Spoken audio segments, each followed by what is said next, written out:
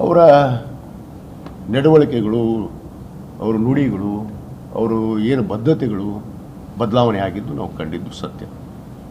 ಅದರಲ್ಲಿ ಎರಡನೇ ಮಾತಿಲ್ಲ. ಯಾಕಂದರೆ ಈ ಹಿಂದೆ ಕೂಡ ನಮ್ಮ ಹಿರಿಯರಾದಂಥ ಪ್ರಬಣ್ಣ ಹುಂಚಿಕಟ್ಟಿಯವರು, ಅಸೂಟಿಯವರು, ನಮ್ಮ ಮಲ್ಲಾಪುರ ಅವರು ಎಲ್ಲ ಧರ್ಮದರ್ಶಿ ಅವರೇ ಹೇಳಿದಾರಲ್ಲ, ನಾವು ಬಿಟ್ಟು ಹೋಗ್ತೀವಿ ಅಂತೇಳಿ ಅವ್ರಿಗೆ ಯಾಕೆ ನಾವು ಉಳಿಸಕ್ಕಾಗತ್ರಿ? ಹೋಗೋರೆ ನಾವು ತಳ್ತಾ ಇಲ್ಲ, ನಾವು ಹೋಗು ಅಂತ ಹೇಳ್ತಾ ಇಲ್ಲ. ಅವರಾಗ್ಲಿ ಹೋದ್ರೆ ಸಂತೋಷ. ದಬ್ಬಾಳಿಕೆ ಏನಾದ್ರು ಮಾಡೋದಾಗಿದ್ರ ಇಷ್ಟೊತ್ತಿಗೆ ನೋಟಿಸ್ ಕೊಟ್ಟು ನಾವು ಹೊರಗೋಗ್ರಿ ಅಂತ ಕಿಚ್ಚಾಕಕ್ಕಾಗಲ್ಲ. ನನ್ನ ಕಡೆ ಇಲ್ಲ, ನಾವು ಹೇಳ್ತಾ ಇಲ್ಲ. ಅವರು ಎಷ್ಟು ಸಂತೋಷವಾಗಿ ನಮ್ಮ ಮಠದಲ್ಲಿ ಇರ್ತಾರೆ, ಇರ್ಲಿ, ನಾವು ಪರ್ಯಾಯ ವ್ಯವಸ್ಥೆಯನ್ನು ಮಾಡ್ತೀವಿ. ಅಲ್ಲಿ ನಮ್ಮ ಸಮಾಜ ಜನ ಬಂದವರಿಗೆ ನಾವು ಮಠದಲ್ಲಿ ಪರ್ಯಾಯ ವ್ಯವಸ್ಥೆ ಮಾಡೋರೆ. ಪ್ರಸಾದ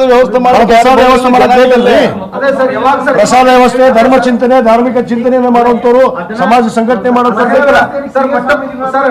ನೋಡ್ರಿ. ಏನ್ ಮಾಡ್ತೀವೋ ಅದನ್ನ ಈಗ ಸದ್ಯಕ್ಕೆ ಹೇಳಲ್ಲ, ಅದು ಕಾಲ ನಿರ್ಣಯ ಮಾಡುತ್ತೆ. ನಮಗೆಲ್ಲ ಬಹುತೇಕ ನಮ್ಗೆ ಸಮಾಜ ಪಂಚಮಸಾಲಿ ಅನ್ನೋದೇ ನಮ್ಗೆ ಗೊತ್ತಿದ್ದಿಲ್ಲ ಅಂತ ಕಾಣುತ್ತೆ.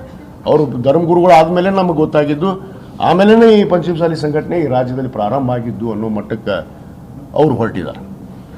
ಅವ್ರು ಹೊಟ್ಟಂಥದ್ದು ಒಂದು ಪಕ್ಷಕ್ಕೆ ಸೀಮಿತವಾಗಿ ಮಾತಾಡುವಂಥದ್ದು, ಒಂದು ಧರ್ಮಕ್ಕೆ ಸೀಮಿತವಾಗಿ ಮಾತಾಡುವಂಥದ್ದು, ಇದು ಎಷ್ಟು ಸರಿ ಅನ್ನೋದನ್ನು ನಮ್ಮಲ್ಲಿ ಆಗಿರುವಂಥ ಒಂದು